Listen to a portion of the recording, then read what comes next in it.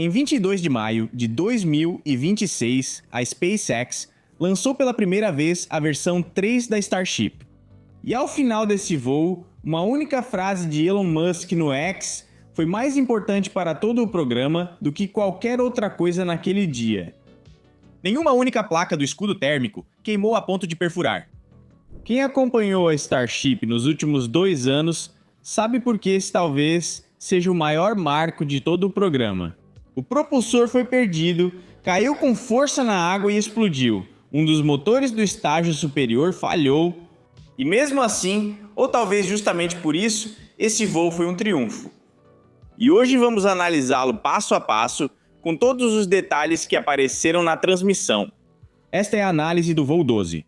Meu nome é Sirwan e este é o Mars Chronicle. Duas breves observações. Primeiro, a tentativa real de lançamento na quinta-feira foi abortada em T-40 segundos devido a um problema com o pino hidráulico. Na sexta-feira, tudo parecia certo. Em segundo lugar, quanto mais o voo avançava, mais fora de sincronia a telemetria ficava em relação às imagens reais. Eu uso consistentemente os horários que apareciam na transmissão, sem sincronizar depois. Antes do lançamento, já havia muito a descobrir. Em T-27 minutos e 24 segundos, dá para ver nas laterais do escudo térmico como placas brancas substituem algumas das pretas. E isso acontece dos dois lados da nave. Uma única placa foi deixada de fora de propósito. A SpaceX queria ver o que acontece quando uma telha está faltando, o que acontece com o local em si e com as telhas ao redor. Em T-18 minutos e 20 segundos, vemos os simuladores Starlink V3 modificados. Na verdade, são satélites V3 mini ampliados com câmeras e sensores para inspecionar o escudo térmico externamente mais tarde. A SpaceX os chama internamente de Dodger Dogs em referência aos famosos cachorros-quentes do Dodger Stadium em Los Angeles. 2 deles estavam a bordo. Os outros 20, chamados Stummies, eram apenas simuladores. Com T-17 minutos e 11 segundos, a SpaceX anuncia oficialmente a concha de retransmissão lunar.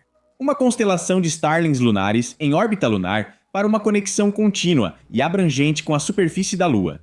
Em vez de usar radiofrequências como antes, essa constelação opera com conexões a laser. E em T-4 minutos e 14 segundos, então uma verdadeira surpresa.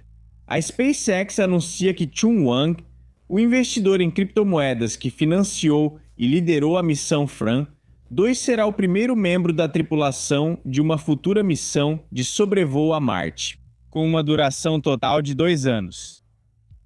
Antes disso, ele participará de um primeiro sobrevoo lunar, provavelmente como parte do programa Polaris de Jared Isaacman.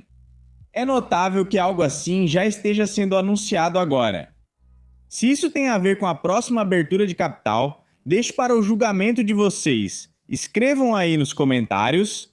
A contagem regressiva estava em andamento. Em T-17 segundos, o sistema de dilúvio foi ativado. Em T-3 segundos veio o comando de ignição. Os motores foram acionados. E olhem só essas ondas de choque que se espalham em ambas as direções da cunha de chamas.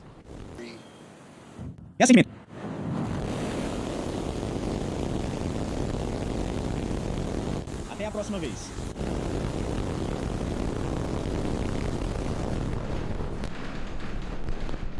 Até a próxima.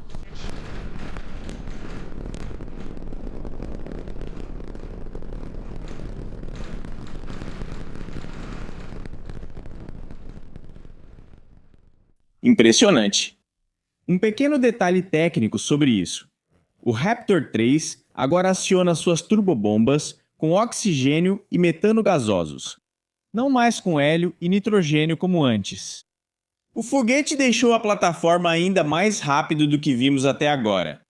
Graças à nova arquitetura, à economia de massa, só aí cerca de 1 tonelada por Raptor 3 e aos motores mais potentes. A subida ocorreu quase sem problemas. E com isso, o primeiro objetivo da missão já havia sido alcançado.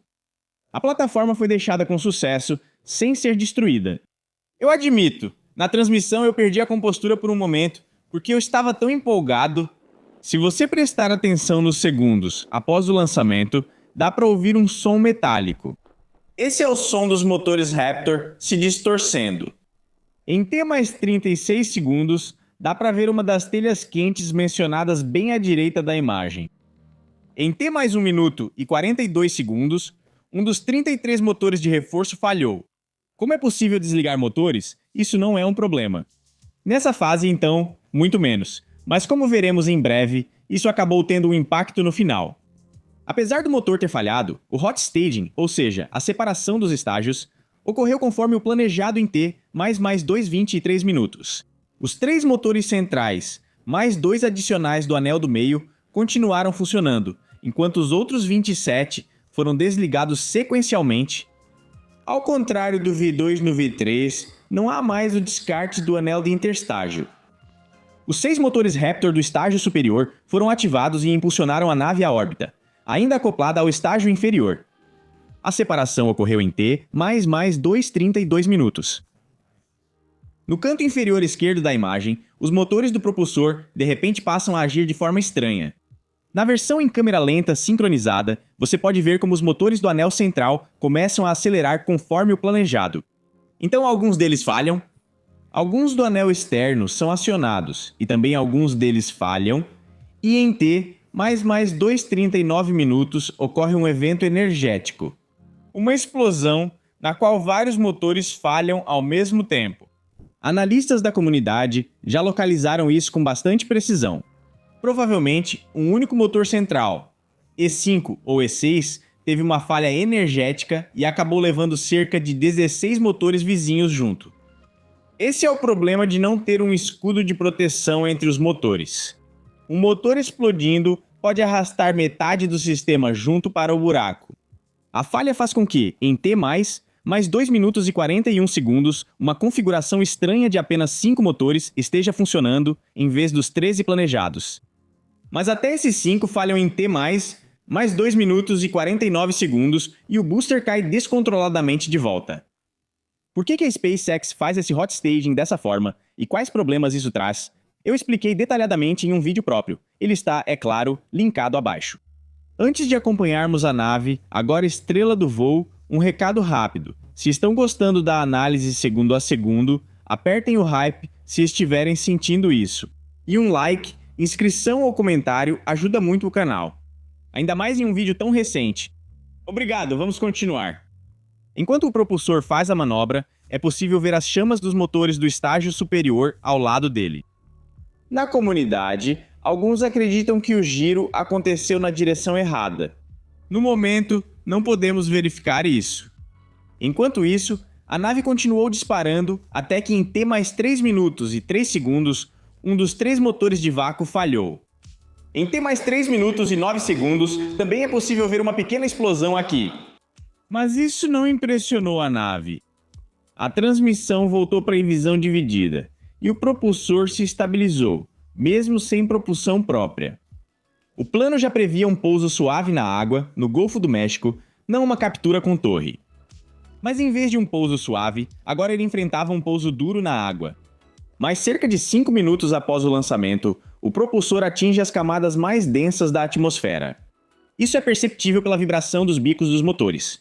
Impressionante como o centro de gravidade baixo do propulsor e as grid fins sozinhos são suficientes para fazê-lo retornar alinhado corretamente. Após 6 minutos e 10 segundos, o propulsor tentou novamente ligar seus motores. Isso não funcionou. Houve outra explosão na sala dos motores. E por volta de 6 minutos e 21 segundos, o propulsor caiu na água a mais de 1.450 km por hora. A telemetria mostrou segundos depois que um dos motores ainda estava funcionando. Segundo a SpaceX, alguns motores foram acionados sem sucesso. Provavelmente só teremos detalhes mais precisos antes do próximo voo. A missão principal do booster estava cumprida. A secundária não. A SpaceX vai corrigir isso. Enquanto isso, a nave continuou disparando friamente. Em T mais 7 minutos e 35, tivemos essa visão da sala dos motores.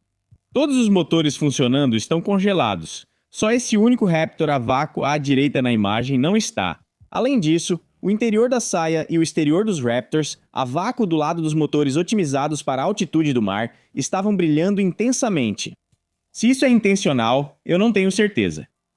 Os motores restantes continuaram funcionando mesmo assim. O corte do motor estava originalmente planejado para ter mais 8 minutos e 11 segundos. Devido à falha dos motores, o estágio superior operou por mais tempo, até ter mais 9 minutos e 12 segundos.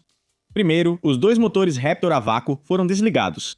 5 segundos depois, os outros 3 desligaram. Isso fica claro em T mais 9 minutos e 24 segundos. Um detalhe interessante aqui. Na nave, é possível ver uma placa branca que já foi danificada. A partir daqui começa a fase de voo balístico.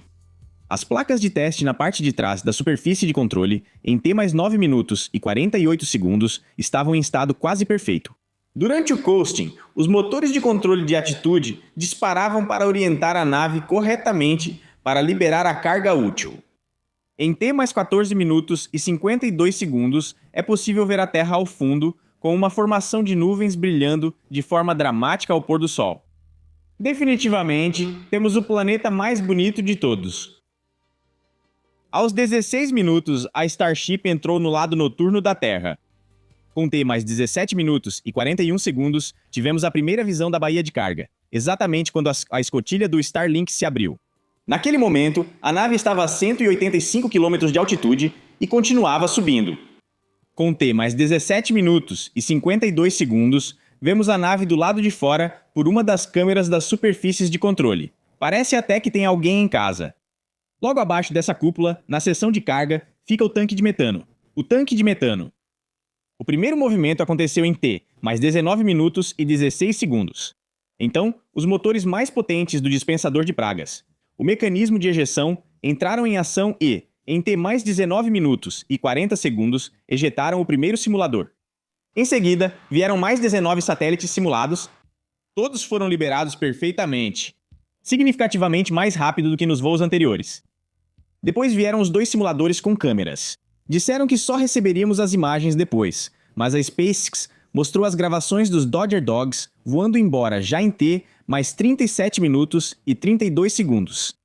Dá para ver o satélite sendo empurrado para fora do compartimento de carga. E então, pela primeira vez, algo que nunca tínhamos visto antes, a Starship por fora. No espaço, na operação real, é exatamente isso que é usado. Inspecionar o escudo térmico por fora antes de decidir se tentam fazer a captura.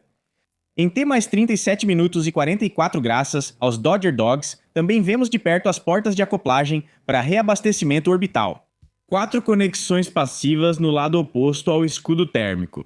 Os refletores dos satélites foram desligados para mostrar a nave no escuro, e aí você pode ver como a escotilha começa a se fechar lentamente. Após cerca de 23,5 minutos, a Starship atingiu seu apogeu, a 195 km, o ponto mais alto da trajetória, e começou a cair de volta.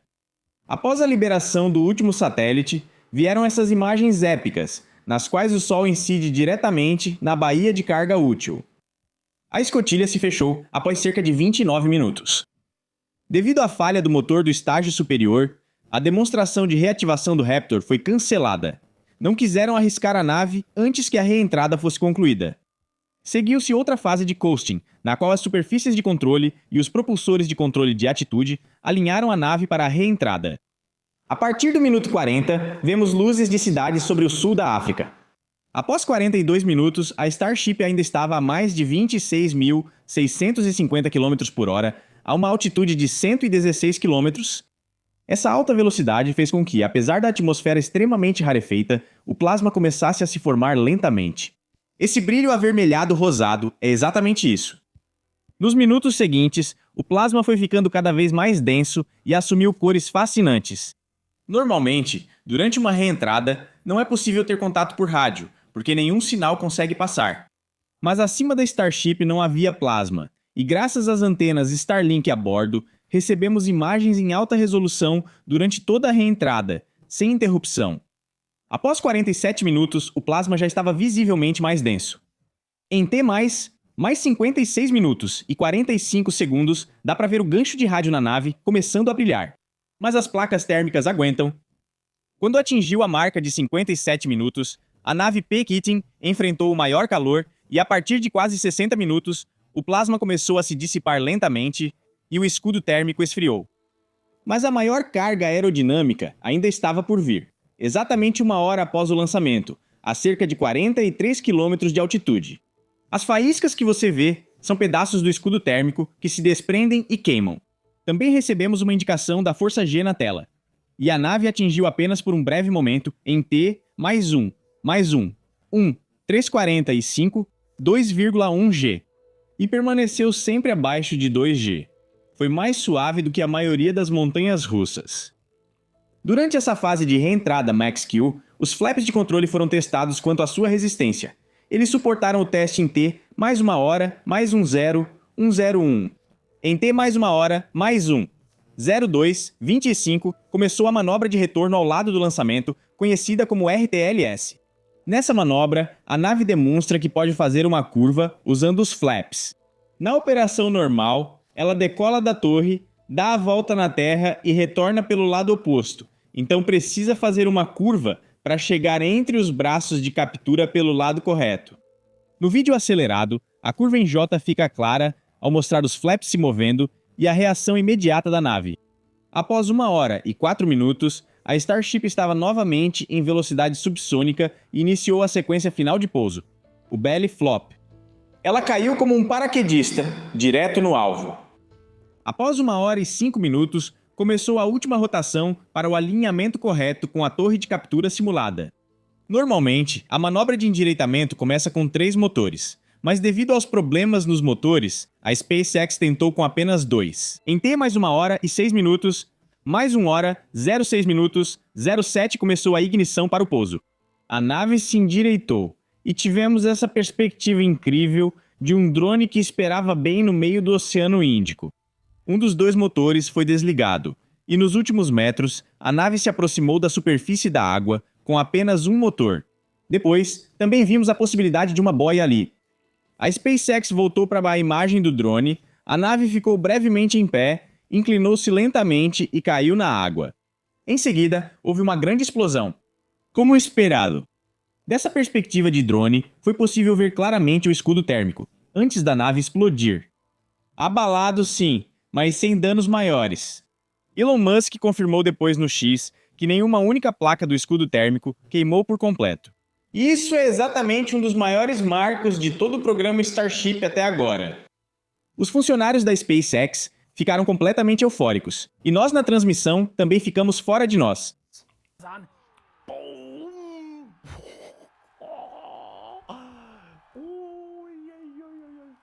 Um usuário do X colocou os escudos térmicos dos voos 10, 11 e 12 lado a lado e dá para ver claramente como melhora a cada voo. O novo design da plataforma 2 também se mostrou eficaz. Toda a instalação sobreviveu praticamente sem danos. As inspeções dos próximos dias vão revelar mais coisas. Só a inscrição Gateway to Mars não resistiu. Para ser sincero, não é nada demais, porque as letras já não estavam montadas de forma uniforme. Essa missão bem-sucedida significa que podemos esperar o próximo voo em breve. Algumas melhorias precisam ser feitas, principalmente no retorno do booster, mas nada muito grande. Só pequenos detalhes. Eu espero o próximo voo em 6 a 8 semanas. Comentem quando acham que será a próxima missão. Meu nome é Sirwan e este foi Crônicas de Marte. Obrigado por assistir. Per Aspera, Ad Astra.